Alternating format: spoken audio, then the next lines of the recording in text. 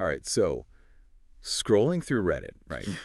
And you see this image and you're like, whoa, Yeah. what is going on here? A black hole, but it looks like it's shooting out like a beam Yeah. of plasma across Yeah. space. Straight across space. And the comments are just blowing up. Oh, yeah. People are freaking out. Like, how is this even possible? Isn't the black hole's gravity so strong that nothing can escape? Not even light. So that's what we're diving into today. Yeah, let's unpack this. What is this image telling us about black holes? Is it shooting out a beam? And like, how big is this thing? And we're going right to the source, which is like this Reddit thread where Okay. people are going back and forth debating and Some wild interpretation. wild theories. Like, we've got armchair astronomers next to actual astrophysicists all chiming in trying to figure this thing out. It's a lot to unpack. So we're here to break it all down, the science. Yeah. And hopefully by the end of this, you'll understand this whole thing a little bit better because I, as someone who like studies this stuff, was surprised by some of the things on this Reddit thread. So okay, good. it's out there. So let's jump right into it. We see this beam, Mm-hmm. right? But is it a black hole shooting? Like a plasma beam? Like it's some kind of weaponized thing? No, not quite. I mean, black holes are famous for like sucking stuff in, Yeah. intense gravity. Nothing, not even light, can escape once it crosses a point of no return. We call that the event horizon. Right. It's like, imagine a waterfall. The event horizon is the edge, and once you go over, They're gone. there's no swimming back up. Like a cosmic cliff. Exactly. Okay, so if nothing can escape, how is this jet of plasma shooting out? So this is where things get a little complicated. It's not actually coming from inside the black hole. Think of it like this. You've got all this gas and dust, even bits of stars, swirling around the black hole. It's like a cosmic whirlpool. Oh, I see, yeah. And as all this stuff gets closer, it starts spinning faster and faster, heating up, and it forms what we call an accretion disk. Okay, so I'm kind of picturing like if you toss pizza dough in the air, how it flattens out as it spins. Yeah, that's a good way to think about it. Except in this case, we're talking about a superheated disk of matter, incredibly dense. Not your average pizza dough. Definitely not.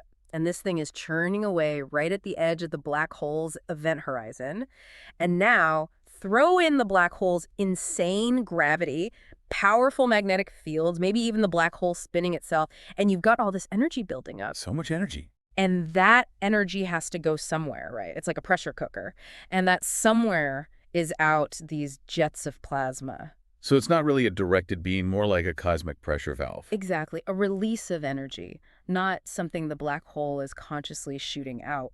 Okay, it makes sense. And when we talk about the size of this thing, this jet, Please tell me this isn't coming anywhere near us. oh no need to worry about that. But to give you an idea of just how massive this jet is, we got to talk light years, right? Light years. Okay, so light year is the distance light travels in 1 year. You got it. No, some people on Reddit were saying this beam is 23 million light years long, which is just... 23 million. That sounds like a lot. It's a mind-boggling distance. Like, if you stacked up 23 million Milky Way galaxies end to end, that's how long they were saying this jet was.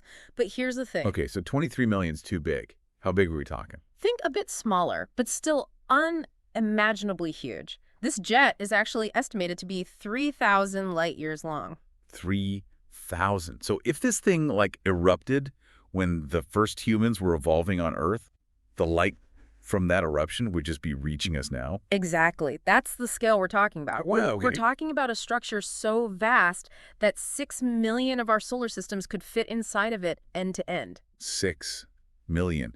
Okay, we need a second to process that. I mean, 3,000 light years, that is just, it's so hard to wrap your head around. And it's not just a beam of light, right? It's like superheated plasma. Yeah, it's like a cosmic blowtorch. Oh, no. Heated to millions of degrees, ripping through space at nearly the speed of light. Okay, I see why people on Reddit were freaking out. Oh, yeah. Like, this is a death beam. Yeah, it's not an exaggeration. Anything that gets in its way. Stars, planets, solar systems, just gone. So it would wipe out any possibility of life. We're talking like sterilizing entire galaxies. Yeah, that's the power of these things. I mean, I'm starting to get those Reddit comments now. People talked about how small and insignificant it makes you feel. Right. I mean, it really puts things into perspective. Because like we're here worrying about our daily lives, and then there's this thing out there just wiping out entire galaxies. Mm-hmm. It's a natural reaction. But, you know, I think there's also a strange beauty in that and feeling insignificant. And when you zoom out and you look at the bigger picture, it's actually kind of amazing that we're even here at all, you know? Right. Like out of all that chaos, we're on this tiny planet and somehow life found a way. Exactly. Which brings us to another point that people were buzzing about on Reddit, this idea of life elsewhere, right? Because if black holes can create these incredibly powerful jets, things that can cause so much destruction on such a massive scale, does that make the odds of finding another Earth, another planet with life, even smaller? Well, yeah, because that question always comes up, right? Are we alone? Is there life out there? It's a question humans have been asking for as long as we've been looking up at the Yeah. stars. But I mean, how do you even begin to answer that when you see the kind of power a black hole can unleash? It's definitely a balancing act. On one hand, you've got events like this plasma jet reminding us of just how destructive the universe can be. But then you have the sheer vastness of space. Hmm. Billions of galaxies, each with billions of stars and probably even more planets. So even if this kind of thing is happening out there, even if it's relatively common, the universe is so big that there are still probably planets that haven't been hit by, a cosmic jet of death. Exactly. It's a numbers game. And it's what makes something called the Fermi paradox so interesting. The Fermi paradox. Okay, now you have to explain that. Basically, it's the contradiction between how likely it seems that alien life exists out there somewhere and the fact that we haven't found any evidence of it yet. So a huge universe. Seems like there should be something out there, and yet, nothing. It's a head scratcher for sure.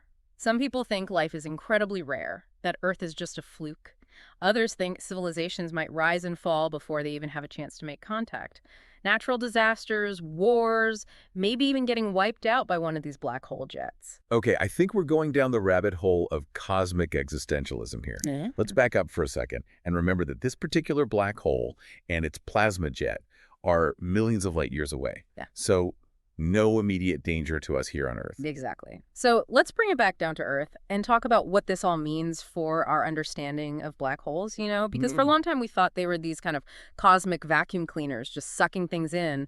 But this jet, this plasma, it tells a different story. Yeah, it's like they're not just consumers, they're like, I don't know, influencers or something. In a way, yeah. They're shaping and molding their surroundings. They're influencing the evolution of galaxies on a massive scale. It's like they're these cosmic engines driving the evolution of the universe. Engines that sometimes shoot out death lasers and plasma. Right. But it's all part of the cosmic dance, The universe is full of incredible beauty and unimaginable power. It's that delicate balance between creation and destruction that makes it so fascinating to study. It definitely makes you realize how much we still don't know. What we think is true today could be totally wrong tomorrow, all thanks to like an image and a Reddit thread. It's like the more you learn, the more you realize how much you don't know, which I guess is a perfect example of what this whole thing is. Yeah. It started with a bunch of people on Reddit trying to understand this one picture.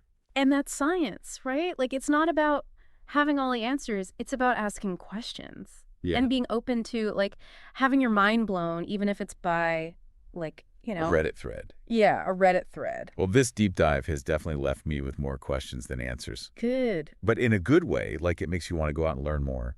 It's that curiosity, That's what keeps us going. That's what keeps us, like, looking up at the stars and trying to figure it all out. And it's like with the stuff we have now, the telescopes. And, Oh, the technology. yeah, and just being able to talk to people online, like who knows what else is out there. Who knows what we'll discover. Exactly. Yeah. I'm excited to find out, but for now, I think I need a break from all the existential dread. Yeah. Take a step back. I'm going to go outside, maybe look at the night sky. What about you? Sounds like a plan. Yeah. It's easy to forget, when you're caught up in everything down here, but every now and then it's good to just look up and remember how big and mysterious the universe really is.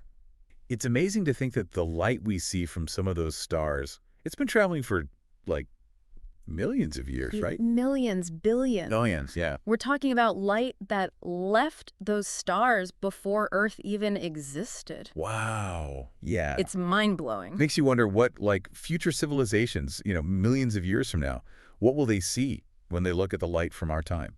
That is a question I don't even know if we can answer. Yeah. It's a good one, though. Okay, so on that note, I think we'll leave you with one final thought. Next time you're, I don't know, scrolling your phone, maybe feeling a little lost, just take a second. Look up at the night sky. And remember that you're part of something much bigger than all of us. And who knows, maybe out there, somewhere, there's someone looking back at you, wondering the same things. Until next time, keep exploring, keep asking questions, and as always, keep looking up.